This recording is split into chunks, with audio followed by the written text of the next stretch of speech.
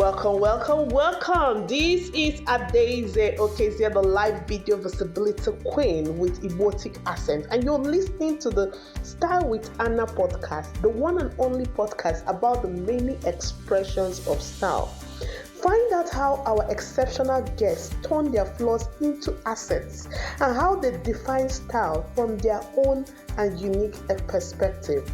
Don't forget to subscribe to this podcast on your favorite platform and kindly leave a one sentence review. Now, let us join the journey and meet the host, Anna in Style, aka the Style Medium. Thank you, Adaeze, for the lovely introduction. It's always a pleasure hearing your professional accent.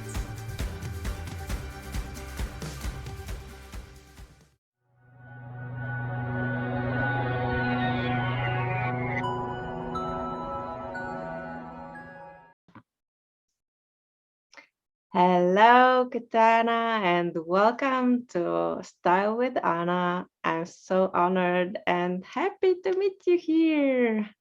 Thank you for having me here today, Anna. I have been looking forward to this. Me too.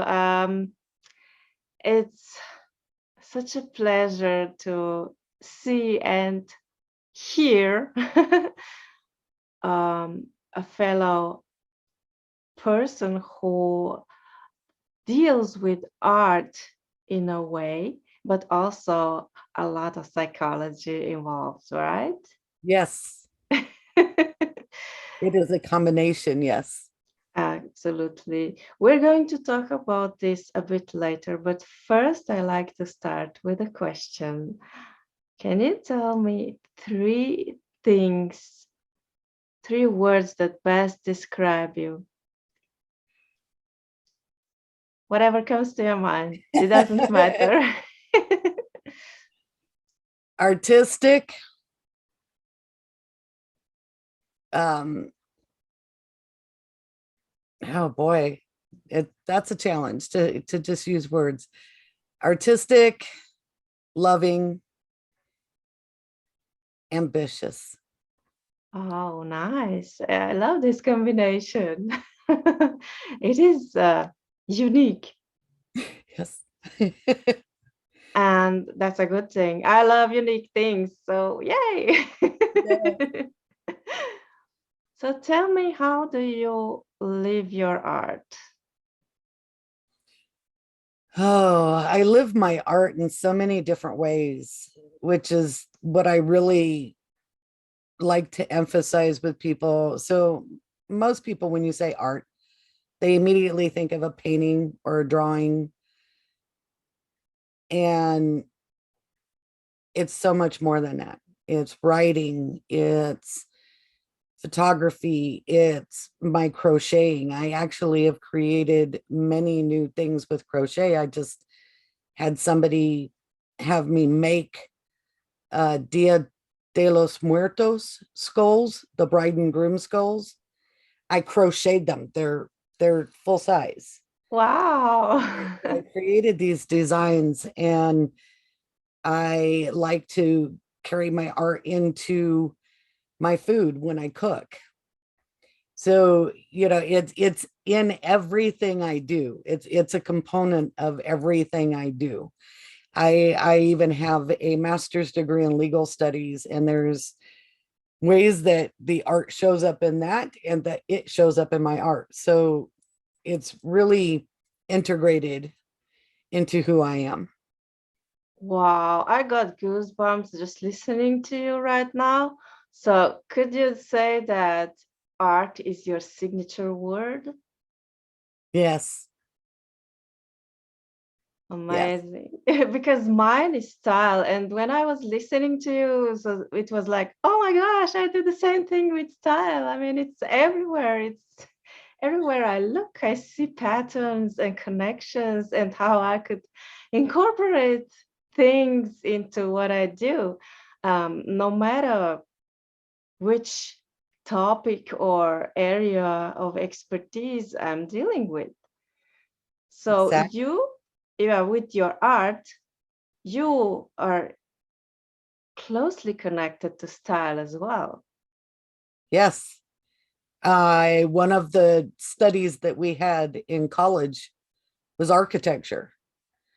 And I would have never originally put that before going to college and becoming a formally trained artist. I never saw those connections before. But I mean, music, architecture, style, clothing, all of these things are components of art, and they are also within and outside of, but it's all related. So yeah, it's incredible. Yeah, I see this also. I mean, I also connect with architecture. Yes, Mm, clothes can be connected with architecture as well. yes, And yeah, and writing, absolutely. Poetry, prose, whatever, copywriting, whatever. hmm, So yeah, this is yeah. I mean, you can look at it at like art or style or poetry or whatever you want. These are exactly. really omnipresent words and concepts. Yes, it is. The more I think about it, the more expansive it does appear. I mean, it's art is all around. It's, as you put it, omnipresent. It's just in everything. So it shows up. We're all artists in everything we do. Science, that they call it the medical arts, you know. So when you go into these spaces, it shows up everywhere. Yes, yes. So it's a very powerful thing to work with. Yes, it is. So I mean, you do transformation through art. Yes. That's a lot of psychology involved, I presume. Yes, and um it's kind of getting back to what I was saying, as it's part of who we are. So our first language was art. If you consider that, the Lascaux caves, the first form of communication was visual. So, the cavings of the cave drawings that have the different types of animals that were there at the time that they were hunting, and the berries, the bushes, the different types of vegetation. We can understand our history through visual representation. It also is our first thing when we're babies. Soon as you open your eyes, it's a visual communication. It's not a verbal communication. It's all done through the visual senses. So it's a very strong sense. And there's more that goes into that with people who lose their their sense of sight, but that heightens other senses. So it's interesting how there's a compensation factor there. I don't know a lot about that particular part of the psychology that goes behind, but they see imagery in their mind. So when they touch your face with their hands, they can create an image in their mind of what you look like. So that imagery is always there, even when maybe that sight has been taken away. It's just incredible. And the work that I do is to help people make the unmanageable manageable by being able to represent their words with images. And then they're looking at it, and now they're looking at it differently, because now it's no longer just in their mind. Now it's on paper in front of them, or in some other form. It's right there in front of them. And they can now look at it differently and create more options for themselves, more choices for themselves from there. So it helps reduce the stress in that way. Oh, wow. So basically they do interpretation of their own artistic work. It's so they're addressing negative triggers and traumas. There's the writing part of it. So there's one art aspect of it. So there's a writing component. And then there's the visual component of drawing, which is I call doodle or sketch. And then I incorporate life coaching with that, but that's in a further program. My weekly classes is strictly the guided writing and doodle sketch that you do, but it can go so much deeper. I have a group program that I do monthly. I have a 90-day program and I have a year-long program. So each one of those are more in depth and include, some of them include the life coaching that goes with it, and always keeping that writing and image creating process part of it in there. It's crucial. It's part of helping you see and manage. So when you see it, you're taking those things that feel so unmanageable in your mind, they keep you awake at night, and keep you stuck in your space during the daytime. You might not even realize you've got the racing mind. Your focus is all over the place. And this can help draw you back in, because you can sit down and write it out real quick. The free write, which is just to do it. The goal is to do it between 5 and 10 minutes, not much longer than that, just so you don't think about it too much. Just get how you're feeling out, you put it down, boom, and then you create a doodle or a sketch that goes with 3 to 5 words or phrases. And the next thing you know, there are some transformations that are taking place. I've watched people go through huge transformations and come to tears over what they've been able to see, and they weren't in that space before they started. And that's in a 90-minute class. So you can imagine what the longer programs can bring out. Oh, wow. I can totally understand this. It happens to my clients as well. When they Yes. work with me, after the third session, it takes a bit longer to open up because it's a different approach. Mm-hmm. But yeah, they do tend to cry just from the relief that falls down from this. Yeah, I call it cathartic experience. Yes, it is a very cathartic experience. Yes. And it helps move all of that stress and anxiety out of the body in that cathartic process. Yeah, you're right. Yeah, absolutely. And now you touched my favorite part. How our body is connected with our emotions. Oh boy, big. That's really big. And I can speak to that on a personal experience.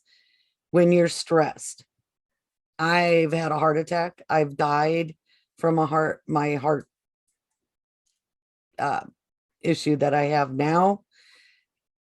It creates gut issues, intestinal issues, keeps you from being able to sleep, which also contributes to your physical health, your mental health, because if you're not sleeping or if the other things are wrong, then your mind goes back. It creates this real vicious cycle of not being in whole body health. I really like to focus on that. And when we can align all of it, our mind, our body, and our spirit, we're going to be a lot, when we're in balance. Obviously, if we're in balance, we're going to be healthier. We're going to be able to have, calmness and clarity and focus and more joy and more peace in our lives. And I am pretty sure most people would like to have that. Yes. Another favorite word of mine, balance. Yes. I imagine that shows up in your space quite a bit. A lot. And it is crucial. Because without balance, things do not resonate. They do not work. Something's wrong, something's missing, something is out of alignment. Yes.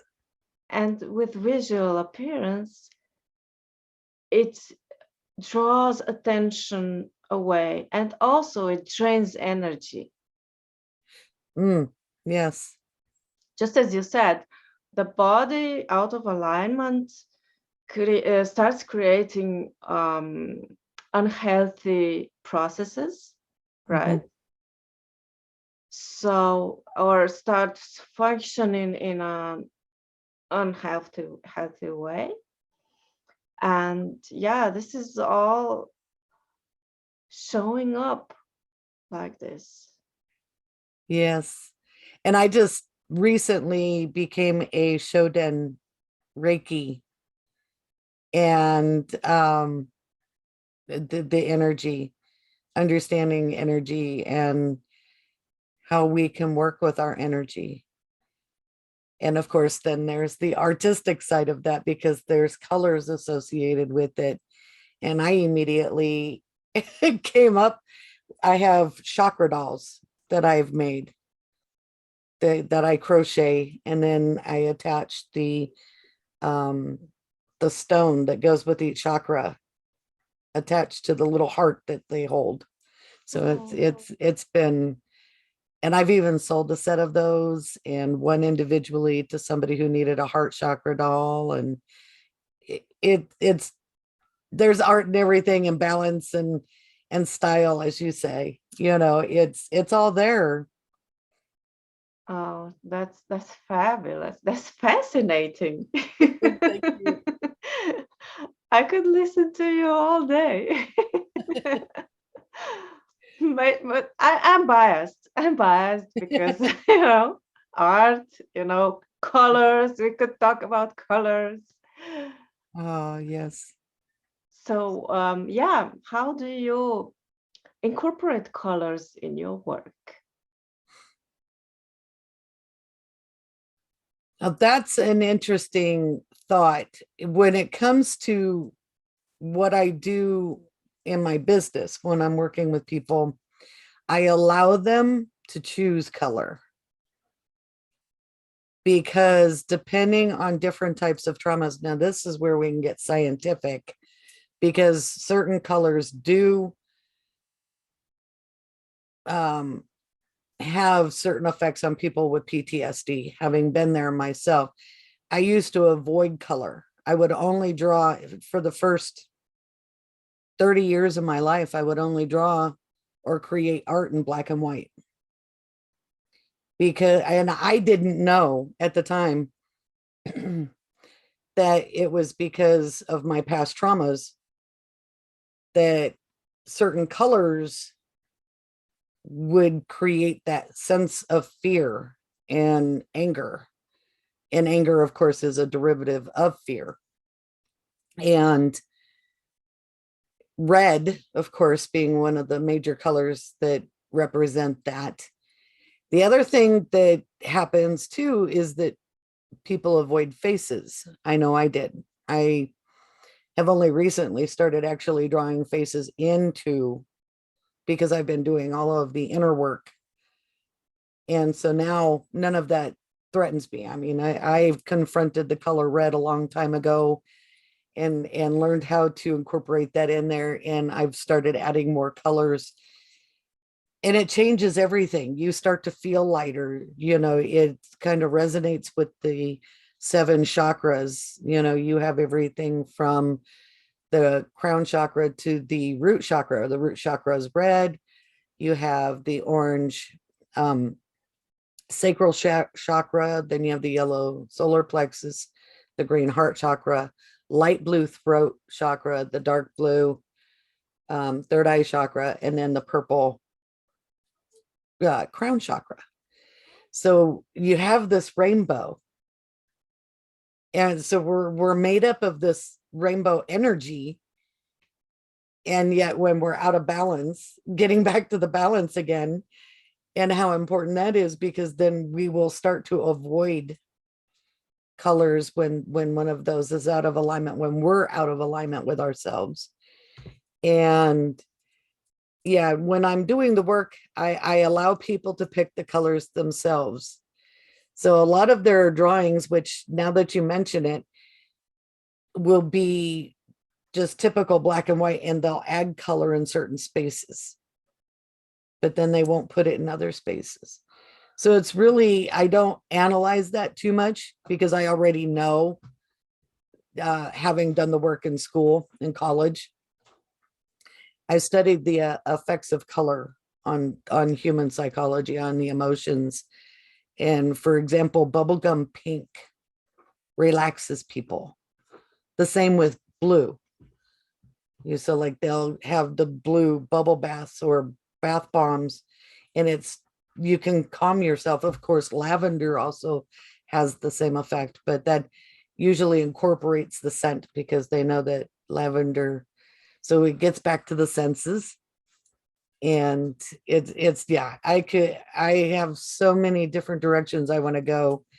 And I'm I want to write a book. It's in the back burner in my mind, that I started in college, which was the process of art as therapy. And so it's the process. There's all of these parts of the process, and just looking at that in more in depth and how those work. Awesome. Awesome.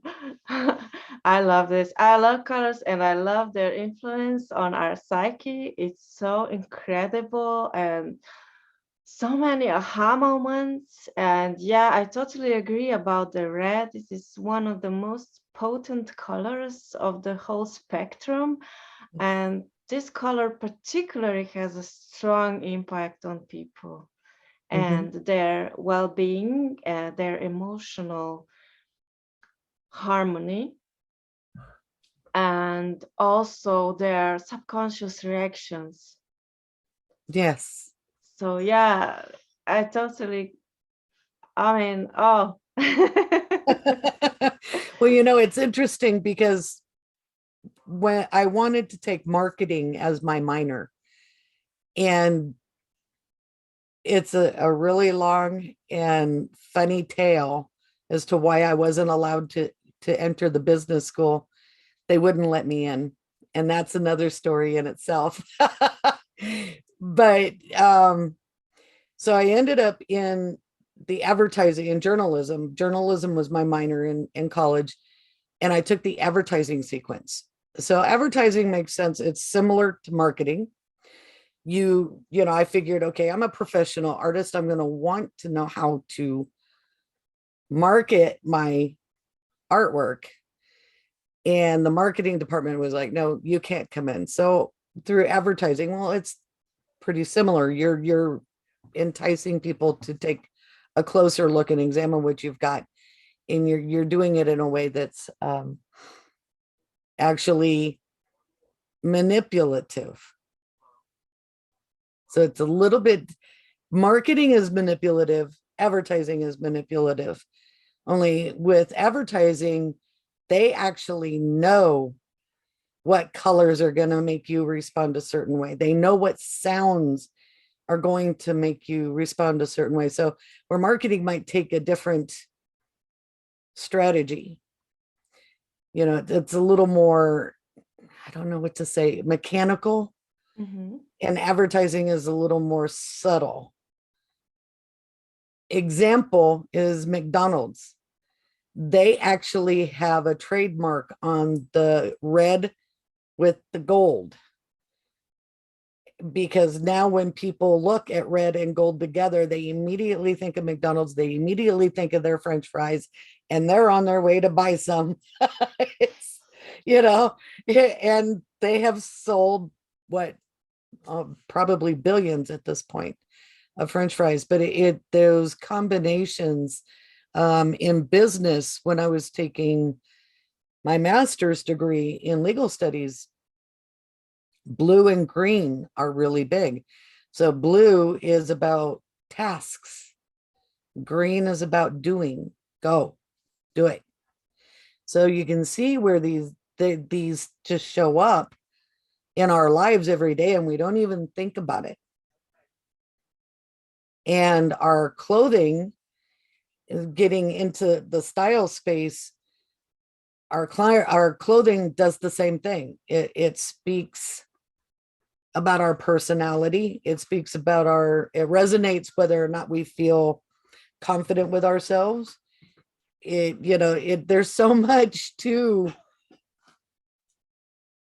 the interpretation of the visual space that it's just so subtle and they're not so subtle. So yeah. Absolutely. And also how we are perceived by our audience as well.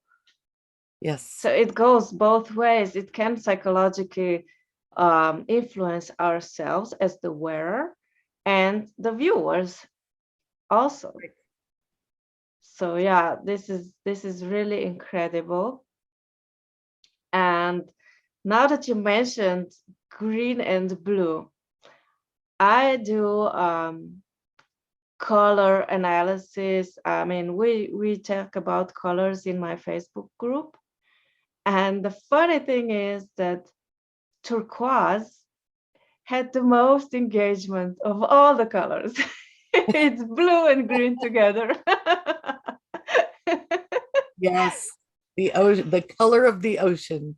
Yes, the vast, how they say, plain, because in spirituality, the ocean is connected to emotions. Yes. So everything's connected. Yes, it is. You Yes, it cannot is. escape it. If you want to see it that way, and it is good to see it that way, because a lot of these things happen on the subconscious level, but when we are conscious about it, we do and we can manipulate. And not all manipulation is bad. Right. We can manipulate in a good sense. We can manipulate our own mind. So not everything is bad, I say. Absolutely. No, it's like certain words, and emotions too. Anger can be good and anger can be bad. It's what we ascribe to it. So it can be a force for change, because if we didn't get angry about things, then things wouldn't change either. you know and we kind of have a big example of that happening here in the United States, and I won't get into that now. So but we're going backwards in certain things that I never thought I'd see change in my lifetime, and it's not for the better. So now we're going to be in that space of people being angry but being motivated for change. And not that we haven't been there. We've got the Black Lives Matter movement also. And there's a big shift worldwide, though, I think globally, to move away from those things that are not helpful and not empowering to anybody, the negative energy. So again, taking those things and moving them into a more positive space. And it's just wonderful to be able to see, and each one of those is given a color that's representative of that movement. So, again, getting back to how it all plays together. Yes, amazing. I mean, yeah, I also noticed this stepping forward, stepping towards positivity. Yeah. I mean, it's sometimes I felt like negativity was actually fashionable or trending. And Yes. now we're moving away from that and we're creating positivity as fashion and trending Yeah. movement. And yes, I'm all about that. And I'm so happy you mentioned inclusivity as well, Yeah. and equality. Those are really powerful words that we're going to hear more and more And in the coming years. Yes. And autonomy, especially for women, having their own autonomous self and their own autonomy as a being, so that equality can truly be had. Of course, our decisions here in the United States yesterday are going to make that a little more challenging, but we'll get through it. Oh, it's just a hiccup. There we go. It's just a hiccup. Yeah. That's a good positive spin on that. I like that. Yeah, it needs to be, so that the process goes its course. Yes. Yes. It's a wake up moment for people. Yes. Yes. Just like the pandemic was, there were some really ugly parts to it, yes. And at the same time, it was a time to reflect and look inward and see, and reflect on our lives and how we do rely on each other to get through everything, and the connectivity and how we're all intertwined, and what that looks like when we don't have it. Yes. And this is a wonderful conclusion to our conversation today. Thank you so much for being here. And one last question. Are you open to collaborations? Absolutely. I love collaborations. Yes. Which one is your favorite? Oh my gosh. I love them all. Actually, I do. Because I love the different ways that there are to collaborate. So bringing in, like we were just talking, look at all the different things that we just came up with and all the different ways that could be a collaboration. So I love the curiosity. I love the playfulness, and I love the openness of exploration as to what that can bring. So I can't say I have any one favorite. I just really enjoy making people happy and being in service to people. So I think if that's what it brings about, then that's what I like the most. Amazing. Oh, where can people connect with you? They can connect with me on Facebook, Catana Malinowski, and LinkedIn, and at katanalmalinowski@gmail.com. Thank you so much for being here. It was a pleasure talking to you.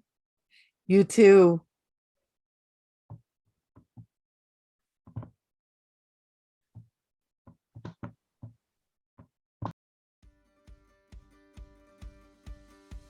Thank you for listening to the Style with Anna podcast. If you like this podcast, tell your friends about it, leave a review and subscribe. This is your way of supporting us and telling us our efforts are appreciated. I invite you to take the Attraction Style quiz at www.chooseyoursigunaturestyle.com, followed by a 5-day email sequence. You can go on a discovery journey and have a talk with your inner self like never before. If you would like to learn more about my speaker and guests, kindly refer to the links in the show notes. Listen, there is always time for transformation, even after a breakup, divorce, or turning 50.